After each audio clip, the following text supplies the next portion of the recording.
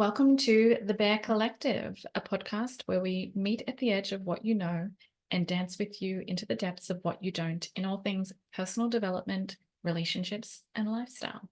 We empower you to take what you need and leave what you don't.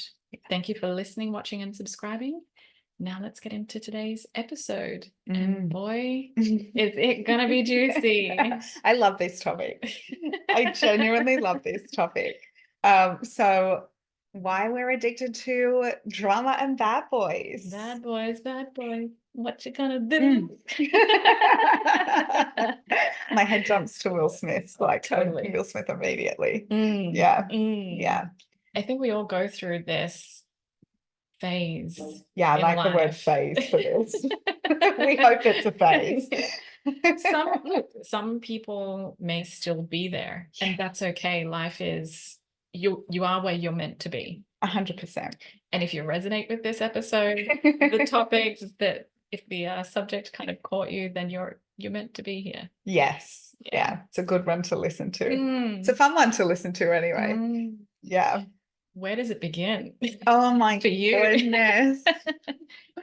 I like, even just in thinking about this topic, it's just like, wow, what was my bad boys moment or moments?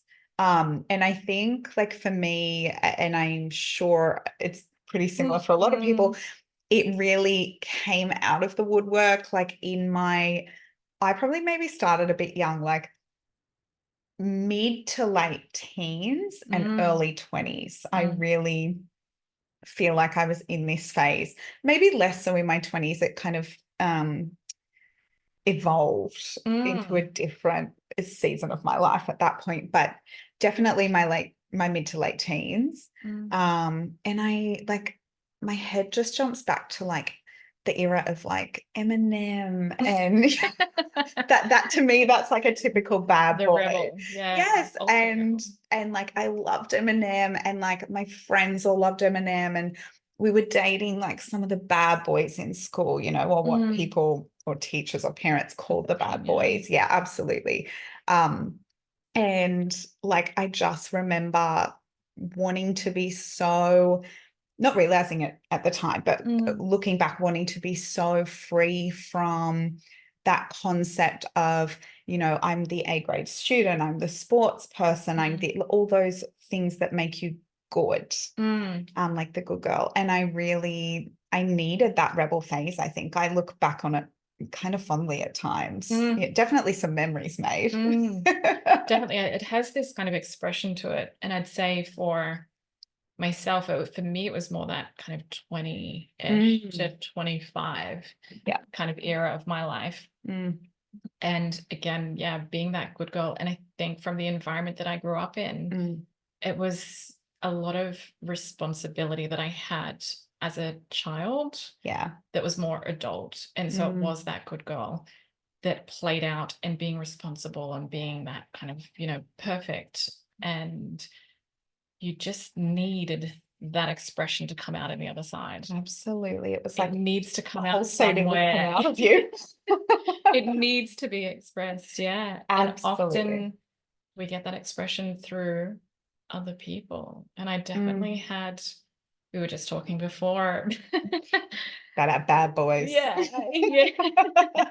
I definitely had a few in that time, in that phase.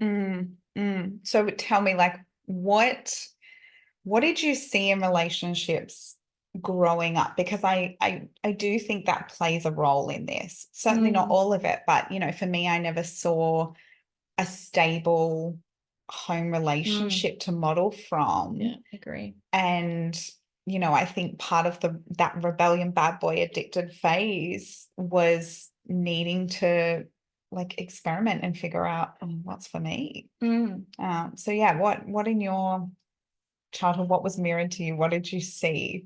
Yeah, I think you hit the nail on the head there. It's when the environment that you grow up in is so crucial. Yeah.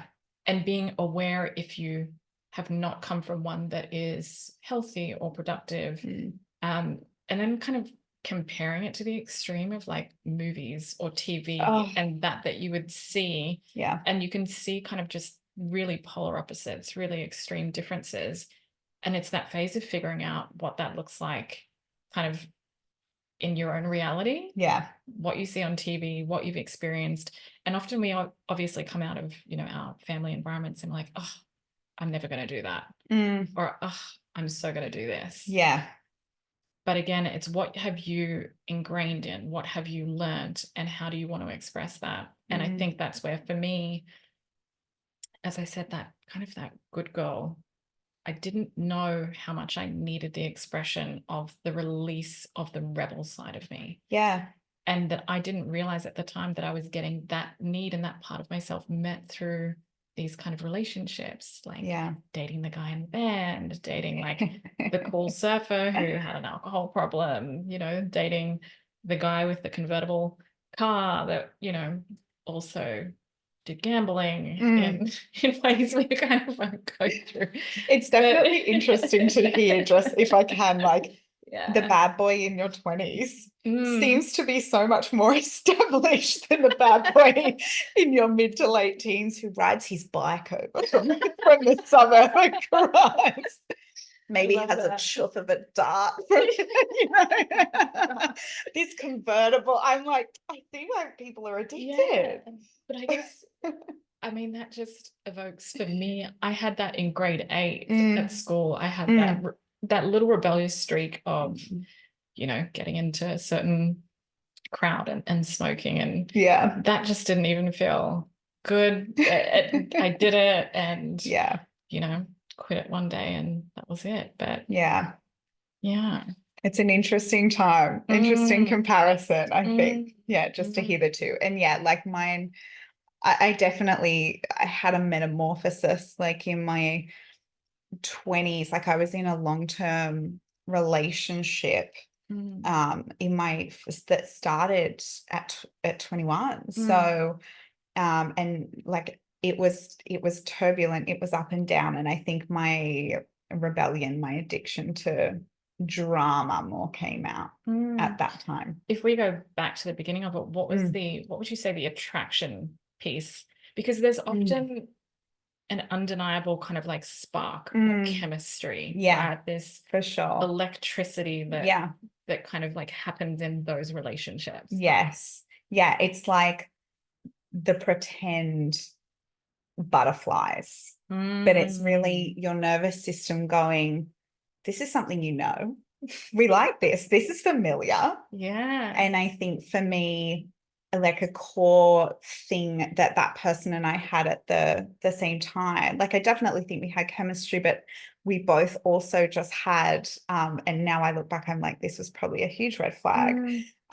We were both like, fuck relationships. Like that was where that was the headspace and the place where we met and that started. Was the magnetism. Yes. Like in it, that there was like a common kind of like agreement on that, which feels familiar. We both agree on this. So yeah, we're aligned. 100%. And for me, it was like, we're so in tune, but and that led to, I guess, those butterflies or that nervous system recognition.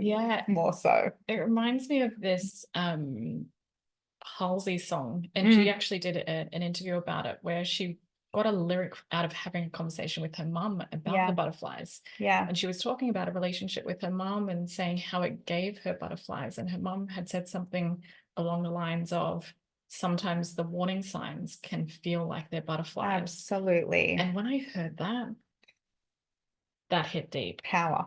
So much power. Because now when you reflect on your relationships, if your nervous system is that dysregulated, that can often present as that butterfly feeling, you're in a performative kind of energy. And when you go through, 3 months, 6 months, you feel like you've lost that spark, is often what it's also referred to. Or the end of the honeymoon phase. Which, that's a whole thing. Whole new episode. But that, it doesn't actually fizzle out. The reason you think it fizzles out is because you're not getting that same addictive. The hit. Absolutely. And if your nervous system's, doing this, You're looking that's for up and this. down. Oh yeah, sorry, up and down for people listening on audio only. Oh, I've got to. I'm so like handsy. We like it. We like it. Oh, I love it. But yeah, so if our Mm. nervous system is used to just going up and down and never really being in that, ventral vagal state of safety and connection, like we really can become so addicted to that and finding that and looking for that. And I think, going back to that relationship in my early 20s, that's what that relationship was like. It was like a constant search for that emotion regulation turbulence, And the that's drama. often, that's where we create that drama Yes. as well. If 100%, I know I created it. Oh my God. If you feel like that spark is missing, Yeah. that's when you go into your performative side. Could be your people pleaser, it could be your rebellious side.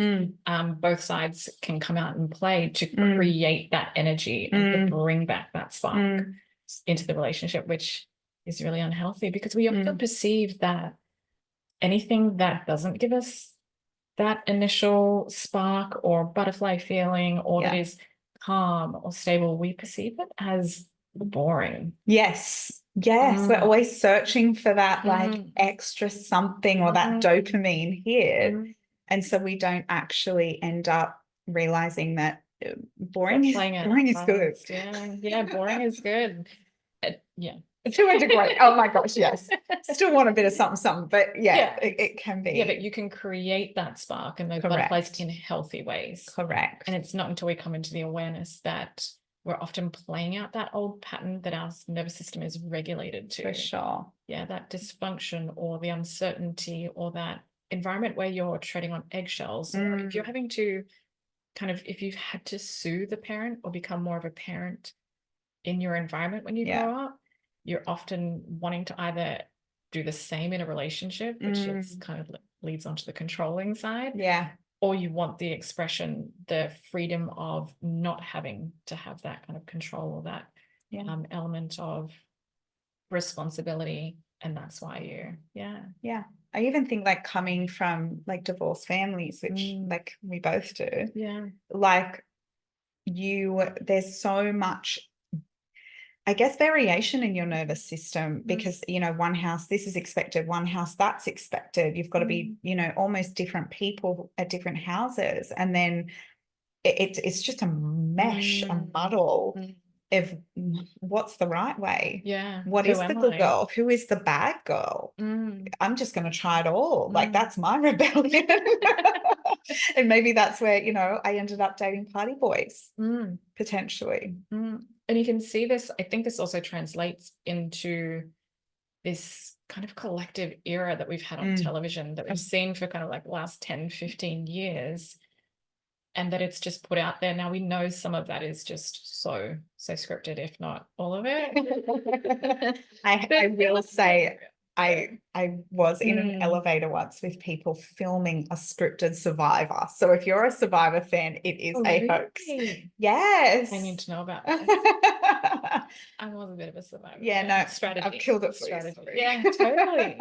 They had scripts. They came and stayed at the hotel. They ate the buffet breakfast every morning. They had like mud painted on their face. What? Yeah.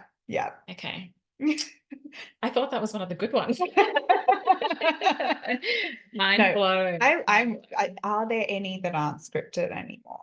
That's a huge thing. But yes, there is this real social collective, interest in reality TV and drama. Yeah. And when we're not in relationships, that's another way that we can actually play out that part of us, that need that wants to express and release that feeling of control or responsibility that we have, or the boringness that we're feeling in our life, or the routine that we're feeling in our life. Instead of expressing it in healthy ways, we can often, get quite addicted to series, TVs and dramas. And and absolutely, like, and I think of it as a way to come home and switch off too.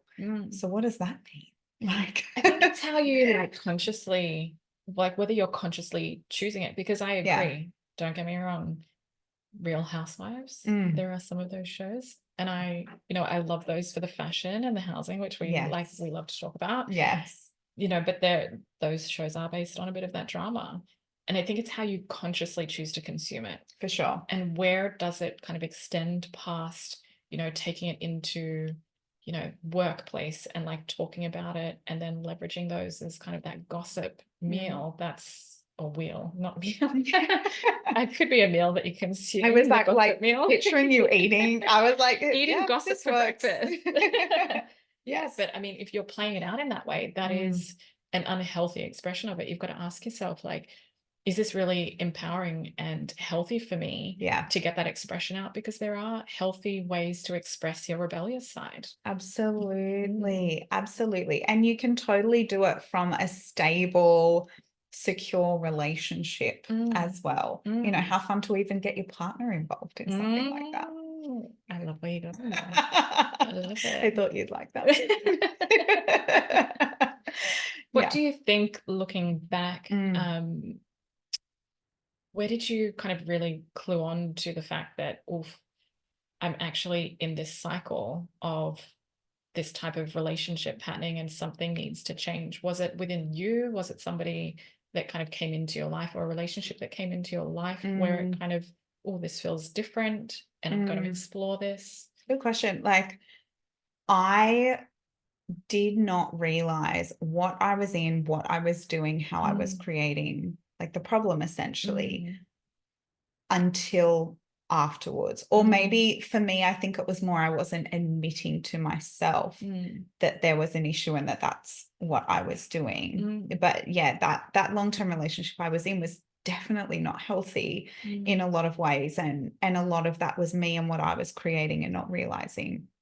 And it was really only, like, honestly, I think two things. Like, one was like connecting and actually talking about it with someone like you who is also curious on personal development and really getting some insight and some reflections. I think it's good to have like a friend who's willing to give those to you and open your eyes to things that you're not seeing within yourself, or like your blind spots.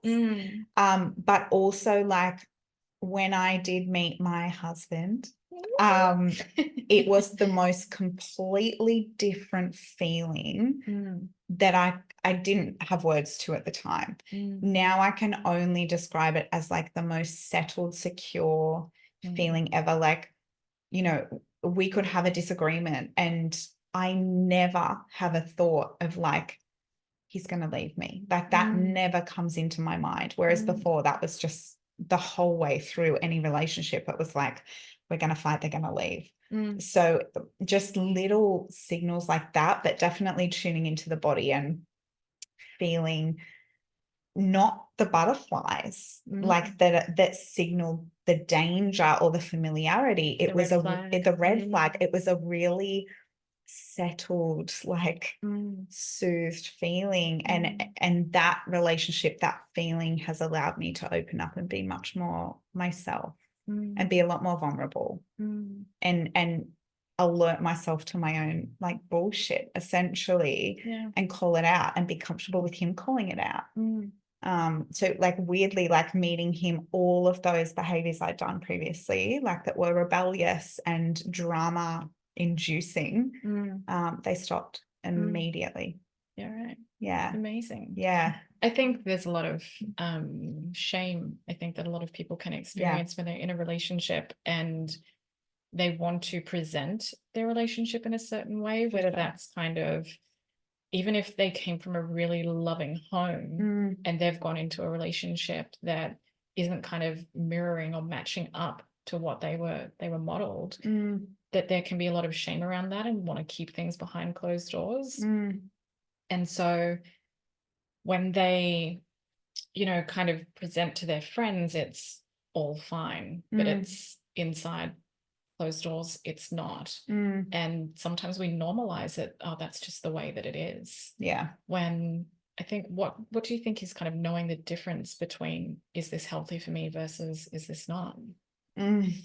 Such, I don't know, there's a lot it's a there. Nugget of a question. I'm like, how long do we have?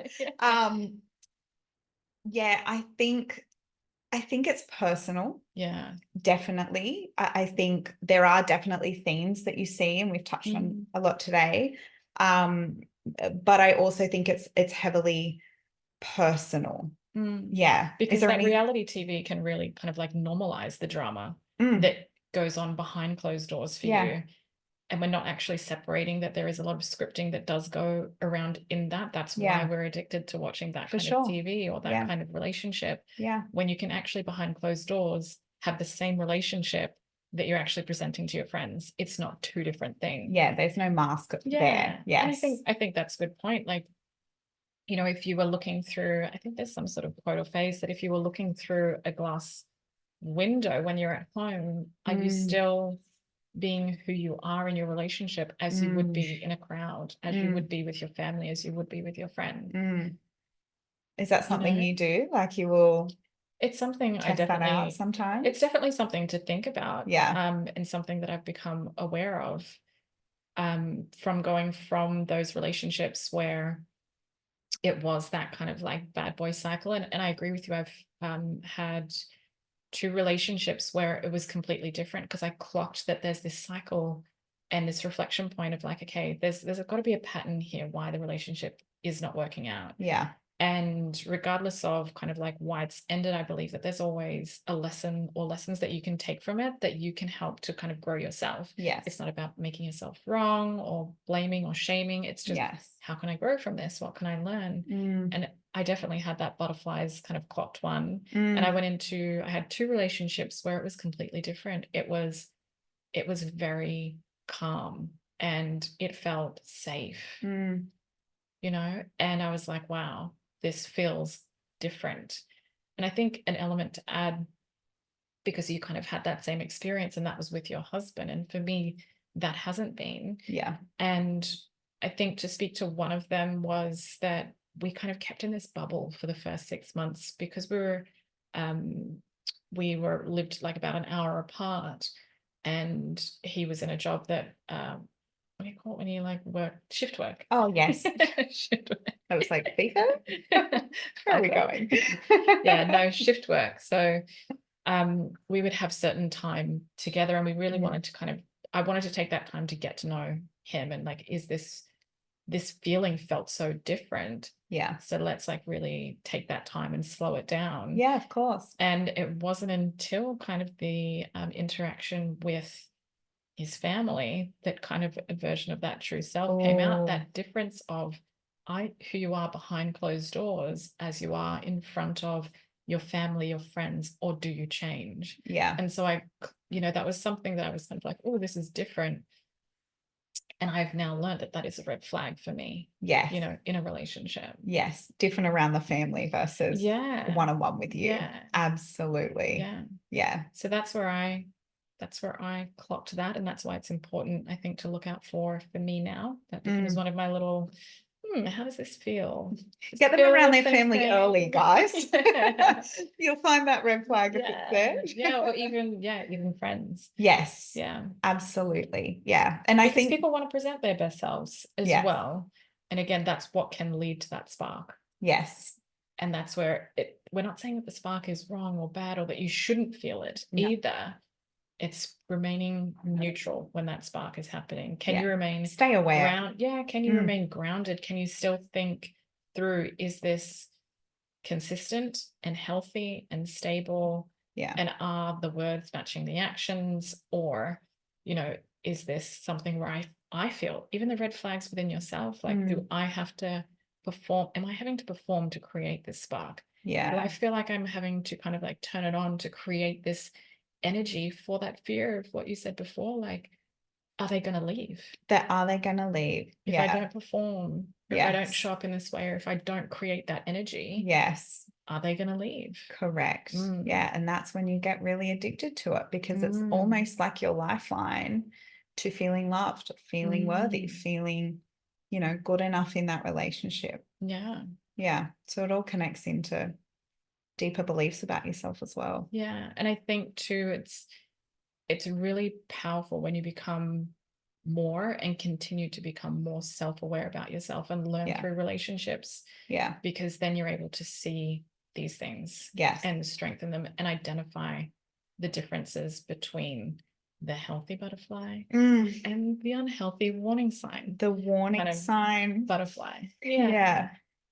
And that's it. It's like sometimes it can be really tricky to know. So that's not something that just comes easily to everyone or to people all the time. Yeah. Yeah. And also rewiring those patterns that we know that we do collect, that we do model, some of those things that, you know, as kids, as that rebellious teenager, we're kind of looking to our parents' relationship and sometimes going, oh, I don't want that, or I'm going to do this. You know, we want to rebel against what they were doing because we felt a certain way about it, when actually now that you've started to mature as an adult, you're like, oh, that logically actually makes sense. And that's actually a good and healthy thing to have.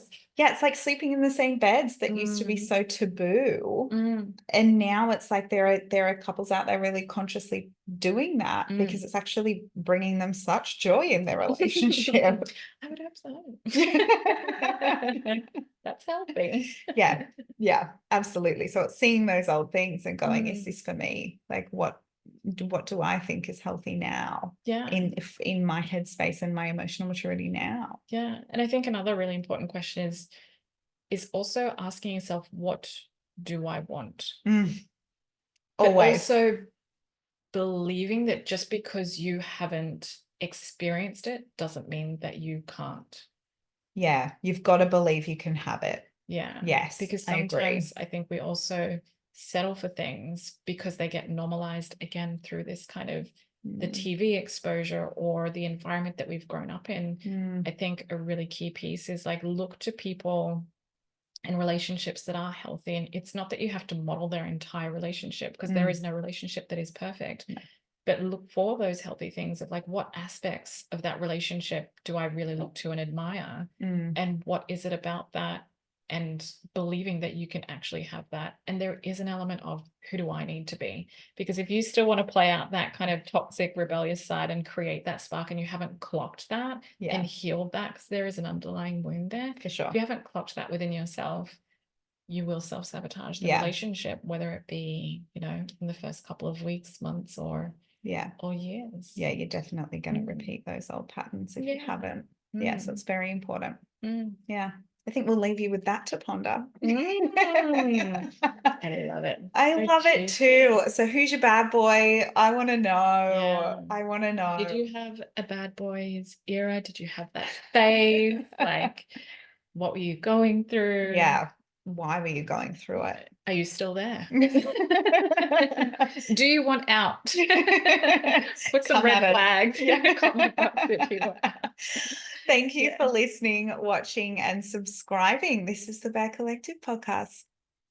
See you next week. Bye. Bye.